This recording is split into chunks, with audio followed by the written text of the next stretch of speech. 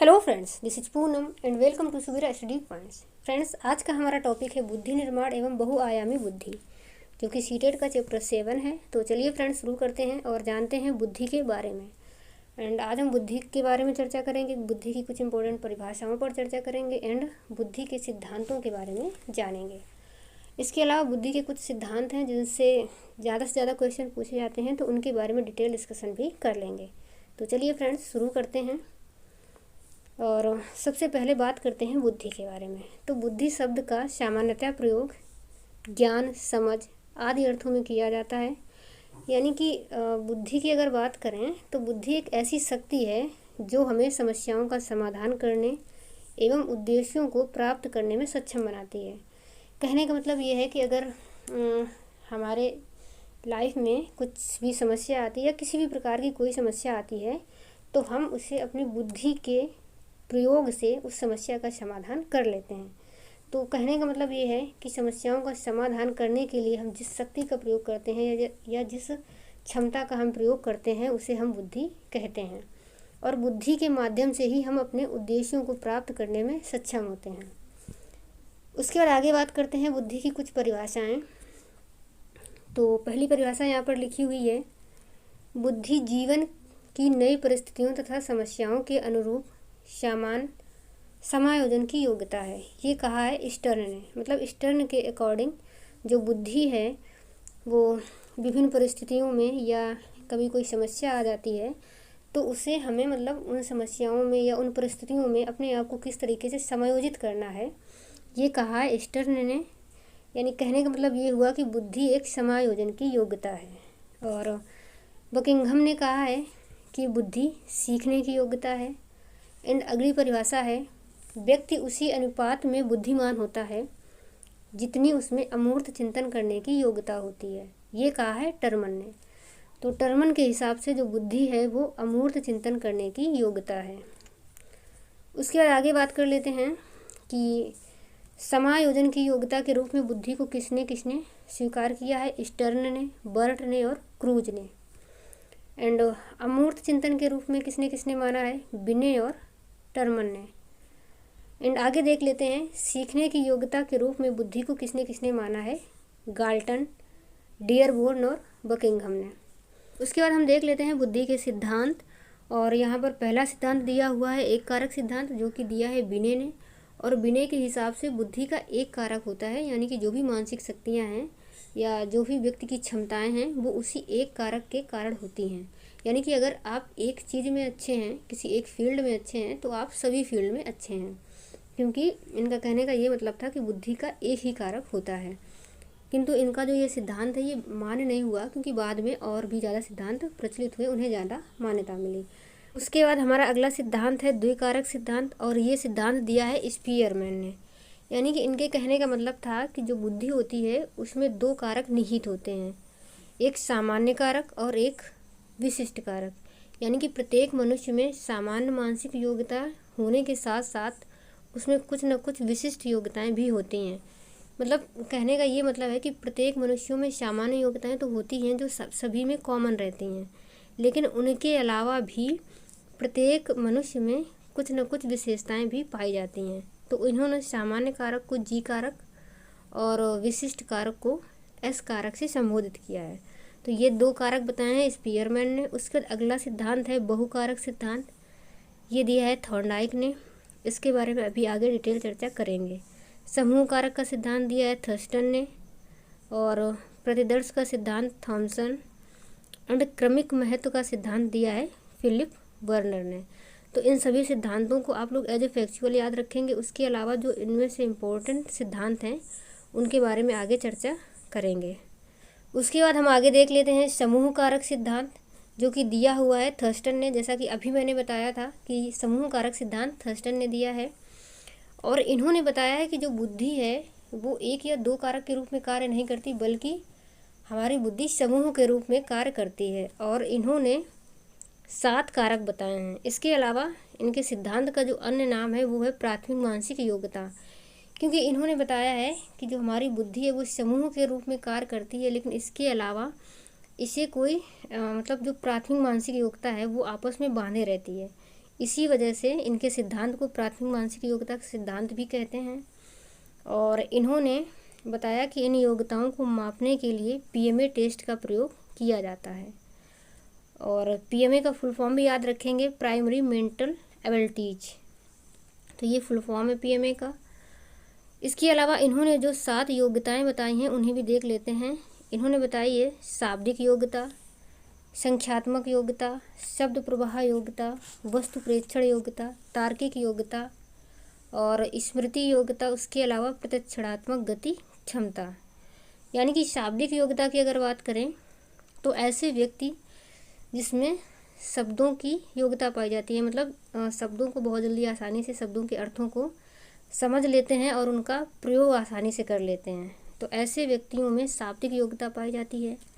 इसके अलावा संख्यात्मक योग्यता की बात करें, यानी कि जो भी गणितीय संक्रियाओं में माहिर होते हैं, ऐसे व्यक्तियों में संख्यात्मक योग्यता होती है। जैसे कि वैज्ञानिक वगैरह हो गए, इन सभी में संख्यात्मक योग्यता पाई जाती है। वैज्ञानिक हो गए, गणितज्ञ हो गए। आगे बात करें शब्द प्रवाह योग्यता की, तो ऐसे व्यक्ति जो शब्दों के माध्यम से नए नए वाक्यों की रचना करने में माहिर होते हैं, उनके अंदर शब्द प्रवाह योग्यता पाई जाती है। और अगर बात करें वस्तु प्रेक्षण योग्यता की, तो ऐसे व्यक्ति जिन्होंने किसी भी वस्तु को देखा या किसी स्थान को देखा तो उसे और बेहतर बनाने की योग्यता रखते हैं, ऐसे व्यक्तियों में वस्तु प्रेक्षण योग्यता पाई जाती है। या फिर वे अगर उन्होंने किसी स्थान को देखा है तो उससे अपने अनुभवों के आधार पर उसकी रचना करने में सक्षम होते हैं। यानी कि पहले उन्होंने उस चीज़ को देख लिया है, बाद में बिना देखे भी वे उसकी रचना करने की योग्यता रखते हैं। तो ऐसे व्यक्तियों में वस्तु प्रेक्षण योग्यता पाई जाती है। और तार्किक योग्यता की बात करें तो ऐसे व्यक्तियों में तर्क करने की क्षमता अधिक होती है। स्मृति योग्यता यानी कि याद करने की क्षमता अधिक होती है, जल्दी चीज़ों को भूलते नहीं हैं।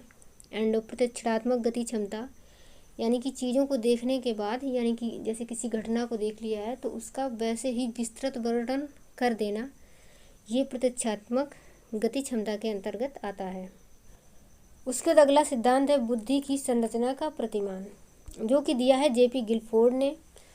और इनका ये मानना था कि जो हमारी बौद्धिक क्षमताएं हैं उन्हें किसी घन की 3 विमाओं पर प्रदर्शित किया जा सकता है। इसी कारण से इनके सिद्धांत का एक अन्य नाम भी है जिसे हम कहते हैं त्रिआयामी बुद्धि का सिद्धांत, यानी कि स्ट्रक्चर मॉडल ऑफ इंटेलिजेंस। और इन्होंने बुद्धि के अंतर्गत 3 चीज़ें बताई हैं, यानी कि पहले कोई विषय वस्तु होती है और उस विषय वस्तु के हिसाब से मनुष्य क्रियाएं करता है और बाद में उसका हमें परिणाम मिलता है। तो देख लेते हैं इन्होंने किस तरीके से हमारी बौद्धिक क्षमताओं को विमाओं पर प्रदर्शित किया है। तो इन्होंने इस तरीके से प्रदर्शित किया है, यानी कि कोई विषय वस्तु होगी और फिर उस मनुष्य उन पर संक्रियाएं यानी कि क्रियाएं करेगा और क्रियाएं करने के बाद फिर बाद में हमें उसका रिजल्ट मिलेगा। तो इनका ये कहने का मतलब था कि किसी भी घटना के बारे में हम इन 5 तरीक़ों से जान सकते हैं। यानी कि किसी भी घटना के बारे में अगर हमें जानना है तो हम या तो घटना को देखकर, सुनकर, या मतलब किसी भी चीज़ के बारे में अगर पता लगा रहे हैं तो उसके आकार को देखकर भी पता लगाएंगे, या शब्दों के माध्यम से, या फिर व्यवहारिक रूप से हम उसके बारे में पता करेंगे। और जब हमें घटना के बारे में कंप्लीट जानकारी मिल जाएगी तब हम उन पर क्रियाएं करेंगे। तो क्रिया करने के लिए हम उसे मतलब संज्ञान में लेंगे, स्मृति लेखन में, या फिर स्मृति में धारण करेंगे, या फिर उस घटना पर अभिसारी चिंतन करेंगे या अपसारी चिंतन करेंगे, एंड बाद में मतलब या तो फिर हम उसका मूल्यांकन करेंगे। इतने तरीक़ों से हम किसी घटना पर क्रियाएं करते हैं और क्रिया करने के बाद हमें उसका रिजल्ट मिलता है कि कोई भी जो घटना है उसकी इकाई क्या है या वर्ग क्या है, या उसका घटना से क्या संबंध था, या उसकी प्रणाली, रूपांतरण, या फिर उसका आशय या निहितार्थ क्या निकला। ये सारी चीज़ें हमें पता चलती हैं। यानी कि सीधा सीधा कहने का ये मतलब है कि पहले कोई विषय वस्तु होगी, उसके हिसाब से हम क्रियाएं करेंगे और क्रिया करने के बाद हमें रिजल्ट मिलेगा। तो इस तरीके से इन्होंने बौद्धिक क्षमताओं को 3 विमाओं पर प्रदर्शित किया था। उसके बाद अगला सिद्धांत है तरल ठोस बुद्धि का सिद्धांत, जो कि दिया है कैटल ने। तो इन्होंने जो तरल ठोस बुद्धि का सिद्धांत दिया है। इन्होंने स्पीयरमैन की तरह इन्होंने भी बताया है कि मनुष्य के अंदर दो कारक होते हैं, एक तो तरल बुद्धि होती है और एक ठोस बुद्धि होती है। इन्होंने जो तरल बुद्धि बताई है उन्हें हम सामान्य कारक स्पीयरमैन के सामान्य कारक से तुलना कर सकते हैं, और जो ठोस बुद्धि बताई है वो स्पीयरमैन के विशिष्ट कारक से तुलना कर सकते हैं। यानी कि तरल कारक जो सभी मनुष्यों में सामान्य रूप से पाए जाते हैं, और ठोस बुद्धि जो उसकी विशिष्ट क्षमता होती है जो बाद में इन्वायरमेंट के हिसाब से विकसित होती है, उसे हम ठोस बुद्धि कहेंगे। उसके बाद अगला सिद्धांत है बुद्धि का त्रितंत्र सिद्धांत, जो कि दिया है रॉबर्ट स्टर्नबर्ग ने। इसके अंतर्गत इन्होंने बुद्धि के 3 प्रकार बताए हैं, यानी कि विश्लेषणात्मक बुद्धि, अनुभवजन्य या सृजनात्मक बुद्धि, या फिर व्यवहारिक या परिस्थितिगत बुद्धि। तो बात करें अगर विश्लेषणात्मक बुद्धि की, तो इसके अंतर्गत एक मनुष्य जो होता है वो किसी भी समस्या के निराकरण के लिए पहले प्राप्त सूचनाओं का पूरी तरीके से विश्लेषण करता है और बाद में उस समस्या का समाधान करता है। अनुभवजन्य की अगर बात करें तो इसके अंतर्गत कोई व्यक्ति अपने पूर्व अनुभवों के आधार पर समस्याओं का समाधान कर लेता है। एंड व्यवहारिक बुद्धि या फिर परिस्थितिगत बुद्धि की बात करें तो इसके अंतर्गत जो व्यक्ति है वो परिस्थिति के हिसाब से अपने आप को स्वयं अनुकूलित कर लेता है या समायोजित कर लेता है। तो ऐसे ये 3 प्रकार बताए हुए हैं रॉबर्ट स्टर्नबर्ग ने। उसका अगला सिद्धांत है बुद्धि का बहुकारक सिद्धांत, और ये सिद्धांत दिया है थॉर्नडाइक ने। इन्होंने भी बुद्धि के 3 प्रकार बताए हैं, अमूर्त बुद्धि, सामाजिक बुद्धि और यांत्रिक बुद्धि। अमूर्त बुद्धि पाई जाती है कवि, लेखक और दार्शनिक में, यानी कि जो व्यक्ति कल्पना करने में माहिर होते हैं और कल्पना करके बहुत अच्छे से वर्णन करते हैं, ऐसे व्यक्तियों में अमूर्त बुद्धि पाई जाती है। सामाजिक बुद्धि, जो सामाजिक कार्यकर्ता लोग होते हैं उनके अंदर सामाजिक बुद्धि पाई जाती है, यानी कि उन्हें सामाजिक कार्य करना अच्छा लगता है। एंड यांत्रिक बुद्धि, जो चीज़ों को मूर्त रूप से देखने के बाद समस्याओं का समाधान करते हैं, ऐसे व्यक्तियों में यांत्रिक बुद्धि पाई जाती है, जैसे कि इंजीनियर्स हो गए एंड मैकेनिक या कोई इलेक्ट्रीशियन हो गया। यानी कि इनके सामने जब चीज़ें होंगी तभी ये उस समस्या का समाधान कर सकते हैं। यानी कि अगर कोई मैकेनिक है और उसे कोई भी चीज़ सुधारनी है, अगर वह सामने नहीं है तो वह कल्पना करके उसे कैसे सही करेगा। जब तक चीज़ सामने नहीं होगी तब तक समस्या का समाधान नहीं हो पाएगा। तो ऐसे व्यक्तियों में यांत्रिक या मूर्त बुद्धि पाई जाती है। उसके बाद अगला सिद्धांत है बहुबुद्धि का सिद्धांत, जो कि दिया है हावर्ड गार्डनर ने। और इन्होंने बताया है कि जो हमारी बुद्धि है वो 10 बौद्धिक क्षमताओं से मिलकर बनी है। इसके अलावा इनकी एक बुक है फ्रेम्स ऑफ माइंड, उसमें इन्होंने इस सिद्धांत का वर्णन किया है, और इन्होंने मेनली इस सिद्धांत के अंतर्गत 3 कारकों पर बल दिया है। इनका कहने का ये मतलब था कि जो बुद्धि होती है उसका स्वरूप एकाकी नहीं होता है बल्कि बहुकारकी होता है, यानी कि इसमें कई सारे कारक शामिल रहते हैं। इसके अलावा जो कई प्रकार की बुद्धि होती है वो एक दूसरे से आपस में अंतःक्रिया करती है, मतलब अंतःक्रिया करने की उसमें प्रवृत्ति पाई जाती है, और प्रत्येक व्यक्ति में कुछ न कुछ विशिष्ट योग्यता होती है। ये 3 कारक इन्होंने बताए हैं। उसके अलावा इन्होंने 10 बौद्धिक क्षमताएं बताई हैं। तो वो 10 बौद्धिक क्षमताएं हैं भाषाई बुद्धि, तार्किक गणितीय बुद्धि, संगीतिक बुद्धि, शारीरिक गतिक बुद्धि, स्थानिक बुद्धि, अंतर्वैयक्तिक और अंतर्वैयक्तिक। उसके अलावा प्रकृतिवादी बुद्धि, अस्तित्ववादी बुद्धि और आध्यात्मिक बुद्धि। अब अगर बात करें भाषाई बुद्धि, तो जो भाषा में माहिर होते हैं वही चीज़, जैसे कवि हो गए, लेखक, वकील, पत्रकार, शिक्षक, नेता, ये मतलब भाषा के माध्यम से। अब अगर बात करें भाषाई बुद्धि की, तो ऐसे व्यक्तियों की भाषाई क्षमता बहुत अच्छी होती है, जैसे कि कवि हो गए, लेखक, वकील, पत्रकार हो गया, शिक्षक, नेता, तो इनकी भाषाई क्षमता बहुत अच्छी होती है। तार्किक गणितीय बुद्धि, तो जिनकी तार्किक क्षमता अच्छी होती है ऐसे व्यक्तियों में तार्किक गणितीय बुद्धि पाई जाती है, जैसे वैज्ञानिक, अर्थशास्त्री और गणितज्ञ हो गए, ऐसे व्यक्तियों में तार्किक गणितीय बुद्धि पाई जाती है। संगीतिक बुद्धि, तो गीतकार, संगीतकार, इन सभी में संगीतिक बुद्धि पाई जाती है। शारीरिक गतिक बुद्धि यानी कि जो अपने शरीर को कब कितना किस तरीके से कंट्रोल करना है, ऐसे व्यक्तियों में शारीरिक गतिक बुद्धि पाई जाती है। जैसे कि खिलाड़ी हो गया, नर्तक, अभिनेता हो गए, सर्जन हो गए। यानी कि एक एग्जाम्पल से समझ लेते हैं, कोई अगर जैसे डॉक्टर है और उसे ऑपरेशन करना है, तो अगर उसके अंदर शारीरिक गतिक बुद्धि नहीं होगी, यानी कि अपने शरीर को कंट्रोल करने की क्षमता नहीं होगी, तो थोड़ी सी भी चूक में ऑपरेशन में गड़बड़ी भी हो सकती है। यानी कि इधर से उधर भी अगर थोड़ा भी कट लग गया तो दिक्कत आ सकती है। तो ऐसे व्यक्तियों में शारीरिक गतिक बुद्धि पाई जाती है। उसी तरीके से खिलाड़ी भी हो गया, नर्तक, तो कब और किस तरीके से शरीर को संतुलित करना है, ये सारी जो बुद्धि है वो इन्हीं लोगों में पाई जाती है और ये शारीरिक गतिक बुद्धि कहलाती है। उसके बाद स्थानिक बुद्धि की बात करें तो जैसे वास्तुकार हो गया, चित्रकार, इन सभी में स्थानिक बुद्धि पाई जाती है। यानी कि इनके लिए स्थान और क्रम का बहुत ज़्यादा महत्व होता है। ये भी चीज़ों को देखने के बाद अपने दिमाग में वैसे ही बनाए रखते हैं। तो ऐसे व्यक्तियों में स्थानिक बुद्धि पाई जाती है। अब अगर बात करें अंतर्वैयक्तिक बुद्धि की, तो अंतर्वैयक्तिक बुद्धि ये भी सामाजिक कार्यकर्ता में पाई जाती है, परामर्शदाता या फिर शिक्षकों में पाई जाती है। और अंतर्वैयक्तिक की बात करें तो मनोवैज्ञानिक हो गए जैसे, या आध्यात्मिक गुरु, ऐसे व्यक्तियों में अंतर्वैयक्तिक बुद्धि पाई जाती है।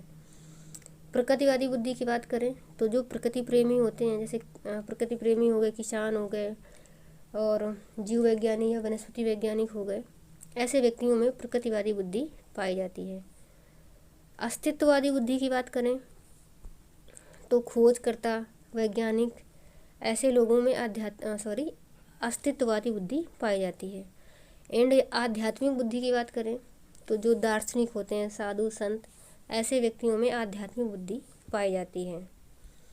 उसके बाद देख लेते हैं बुद्धि परीक्षण, यानी कि पहला बुद्धि परीक्षण दिया था 1904 में फ्रांसीसी मनोवैज्ञानिक अल्फ्रेड बिने ने, और इनके सहयोगी थे साइमन। तो ये क्वेश्चन पूछा जाता है कि बुद्धि का पहला परीक्षण किसने प्रतिपादित किया, तो ये किया था अल्फ्रेड बिने ने। इसके अलावा इन्होंने ही मानसिक आयु का संप्रत्यय भी दिया था, अल्फ्रेड बिने ने। ये क्वेश्चन भी काफ़ी ज़्यादा पूछा जाता है कि मानसिक आयु का संप्रत्यय किसने दिया, अल्फ्रेड बिने ने।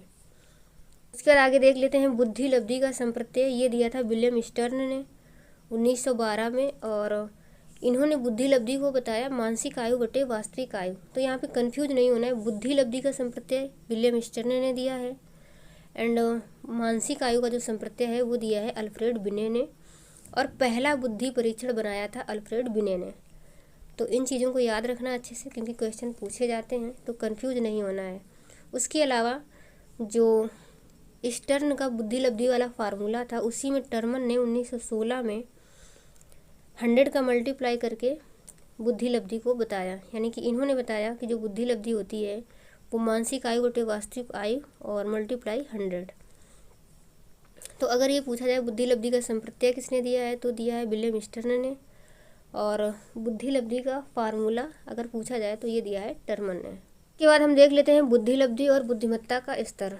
140 से ऊपर वाला व्यक्ति प्रतिभाशाली होगा, 120 से 40 अति श्रेष्ठ, 110 से 20 श्रेष्ठ, 90 से 110 औसत, 75 से 90 होगा अल्प बुद्धि, एंड 50 से 75 वाला व्यक्ति मूर्ख होगा, और 25 से 50 वाला मूढ़, एंड 0 से 25 वाला जड़ बुद्धि यानी कि बिल्कुल ही महामूर्ख होगा।